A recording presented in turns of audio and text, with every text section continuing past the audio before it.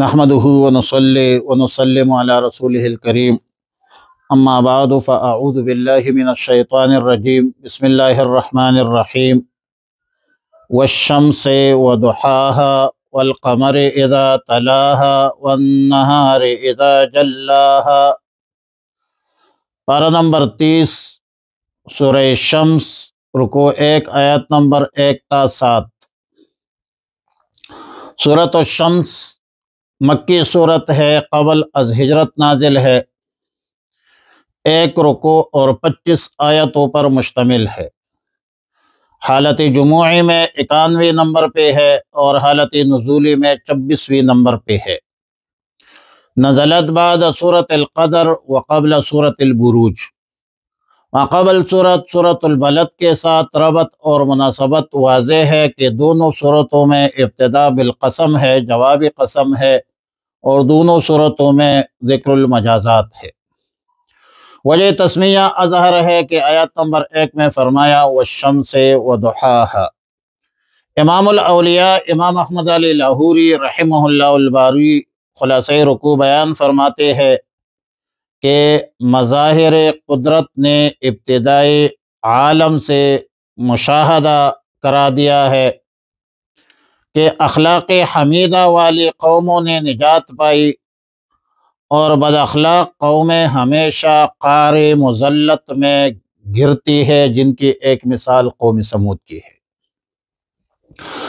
سورت کے ابتدا میں 7 چیزوں پر قسم اٹھایا ہے اور 7 چیزوں کے ساتھ ان کے کمال کے اعتبار سے ان کے کچھ اوصاف اور کچھ قیود بھی بیان کی ہے۔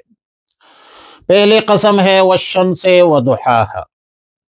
شمس سورج کو کہتے ہیں، مؤنث سماعی ہے، اور ضحاها اگرچہ عطف کے ساتھ ذکر ہے مگر بعد کے قرینہ اشیاء کی ضحا کا ذکر بطور وصف شمس بیان فرمایا ہے، اور معنی یہ ہے کہ قسم ہے آفتاب کی، سورج کی، جبکہ وہ وقت ضحا میں ہو۔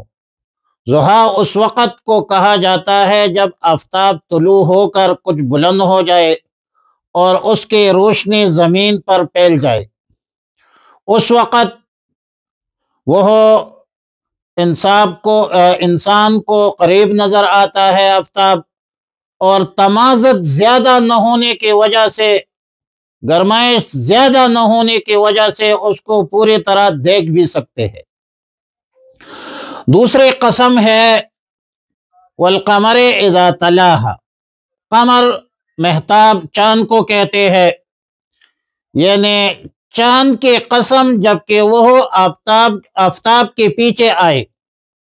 اس کا مطلب یہ بھی ہو سکتا ہے کہ جب چاند غروب آفتاب کے بعد طلوع ہو، اور یہ مہینہ کے وسط میں ہوتا ہے، جبکہ چاند تقریباً مکمل ہو، اور پیچھے آنے کا مفہوم یہ بھی ہو سکتا ہے کہ جس طرح ضحا کے وقت میں آفتاب بکمال یعنی کامل و مکمل نظر آئے، اس طرح جبکہ چاند اس کے پیچھے آئے یعنی کامل ہونے میں آفتاب کے تابع ہو جائے۔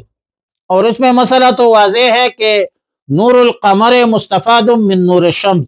جب قرۂ شمس مکمل قرۂ قمر کے سامنے آ جائے تو وہاں پر یہ پوری کی پوری جو ہے وہ نظر آتی ہے۔ تیسرا قسم ہے والنہار اذا جلاها۔ دن کے قسم، جلاها میں ہاں ضمیر یا عرض کو راجع ہے جو کہ مؤنث سماعی ہے، بدلیل عریضۃ، یا دنیا کی طرف راجع ہے۔ ماقبل میں اگرچہ عرض زمین کا یا دنیا کا کوئی ذکر نہیں ہے، مگر محاورات عرب میں ایسی چند چیزیں جو عموماً انسانوں کے سامنے رہتی ہے، عیاناً رہتی ہے، ان کی طرف ضمیر راجع کرنا بغیر ما سبق کے یہ معروف ہے، یہ مشہور ہے، اور قرآن کریم میں اس کی نظائر بھی موجود ہے۔ اس اعتبار سے آیت کا معنی اور مفہوم یہ ہوگا کہ قسم ہے دن کی اور دنیا کی، یا زمین کی، جس کو دن روشن جس نے دن کو روشن کر دیا ہے۔ اس میں بھی اشارہ ہے اس طرف کہ دن کی قسم اس حالت کے اعتبار سے ہے جبکہ وہ پوری طرح روشن ہو جائے، اور عبارت کے اعتبار سے ظاہر ہے کہ یہ ضمیر آفتاب کی طرف راجع ہے۔ اس صورت میں معنی یہ ہوگا کہ قسم ہے دن کی جبکہ وہ آفتاب کو روشن کرے۔ قسم اسناد مجازی ہے، اور مطلب یہ ہوگا کہ جب سورج نکل آنے کے سبب جو ہے دن نکل آنے کے سبب آفتاب روشن نظر آنے لگی۔ چوتھی قسم ہے واللیل اذا یغشاہا، یعنی قسم ہے رات کی جب وہ آفتاب پر چھا جائے، یعنی آفتاب کی روشنی کو مستور کر دے، اور مستور مطلب یہ ہے کہ اس پر پردہ ڈالے۔ پانچویں قسم ہے والسماء وما بناہا۔